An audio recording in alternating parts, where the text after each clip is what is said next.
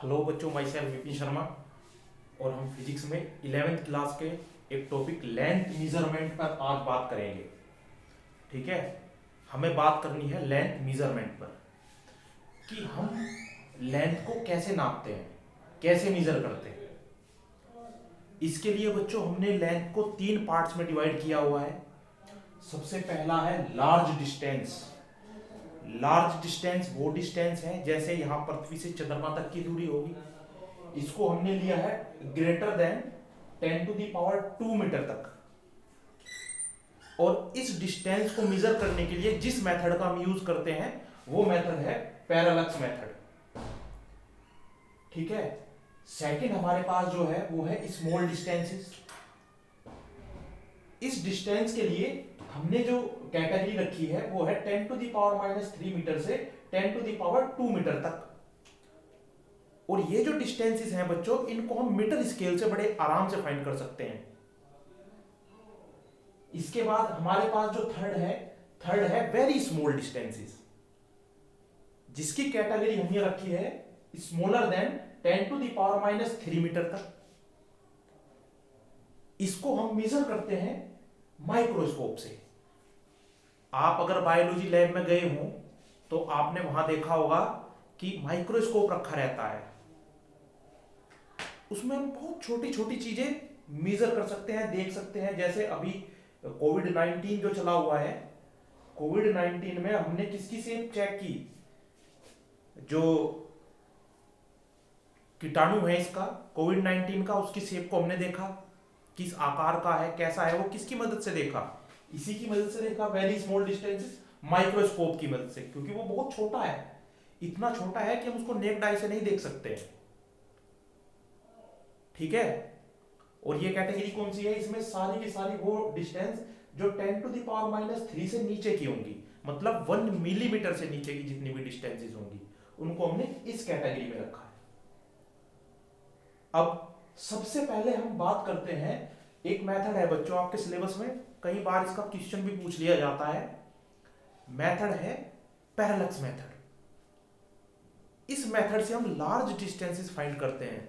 जैसे हम इससे फाइंड कर सकते हैं, मान लीजिए मैं खड़ा हूं और मेरे से कोई 100 मीटर या 200-300 मीटर की दूरी पे एक पेड़ है, तो उस पेड़ की मेरे से क्या डिस्टेंस है,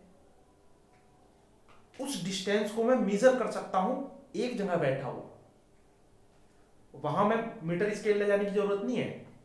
या मान लीजिए मेरे पास कोई हम पृथ्वी है, पृथ्वी के चारों ओर क्या चक्कर लगाता है, moon. Moon is the satellite for earth. तो पृथ्वी से चंद्रमा की क्या दूरी है या अर्थ से मून की क्या डिस्टेंस है, वो भी हम इस मेथड से फाइंड करते हैं। वो कैसे फाइंड करते हैं डिस्कस करते हैं। देखो, आपको मैं थोड़ा सा ओवरव्यू इसका देता हूं। मान लीजिए ये पेन है और ये मेरी दोनों आंखें हैं। इस पेन को अगर मैं एक आंख अपनी क्लोज करूं और एक आंख से देखूं, अगेन, अब मैं इस जो पहले वाली आंख थी उसको क्लोज कर दूं और फिर दूसरी आंख से देखूं, तो बच्चों इसकी पोजीशन चेंज होती है। This is known as parallax. क्या बोलते हैं, पैरेलक्स बोलते हैं इसको। तो इससे क्या होता है कि मेरी जो आंखें हैं ना दोनों, इन दोनों आंखों के बीच की जो डिस्टेंस है इसको बेसिस बोलते हैं। तो ये दोनों आंखें इस पेन पर एक एंगल बनाती है जिनको पैरेलक्स एंगल कहते हैं। यहां पेन की जगह मैंने क्या लिया हुआ है, मान लीजिए कोई पेड़ है, ये कोई बच्चा है जिसका कुछ भी नाम XYZ आप लोग रख सकते हैं। ये कोई बच्चा है जिससे इस पेड़ की डिस्टेंस मुझे मेजर करनी है। ठीक है। अब बच्चों ये देखो, ये इसकी एक आंख होगी, पीछे की साइड से मैंने रिव्यू दिया हुआ है इसका, एक ये होगी, सेकंड ये।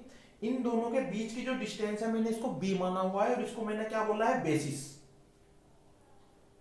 और ये दोनों आंखें इस पेड़ पर जो एंगल बना रही हैं वो है थीटा।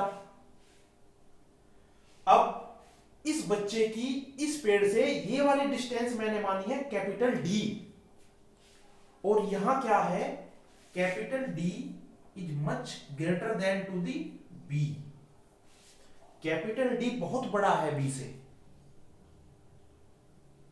तो इसको आप ऐसे भी देख सकते हैं, इसका एंगल फाइंड करने के लिए आप इसको ऐसे देख सकते हैं, जैसे ये बच्चा ये है यहां पे, और इसको चारों तरफ इसलिए ऐसे घुमा दो इसको सर्किल में, देखो ये है ना, ये पेड़ हो गया, ये बच्चा, इसको ऐसे घुमाओ सर्किल में चारों तरफ, तो ये एक सर्किल बन जाएगा।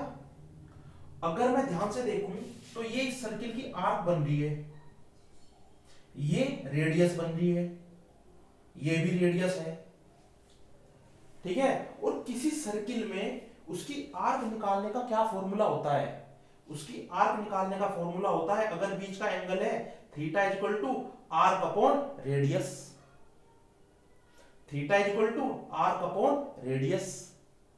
सेम मेथड यहां पे यूज किया हुआ है, ठीक है। आर्क ये हो गई और रेडियस इसकी डी हो गई, ठीक है। तो theta is equal to B upon D, D is equal to B upon theta,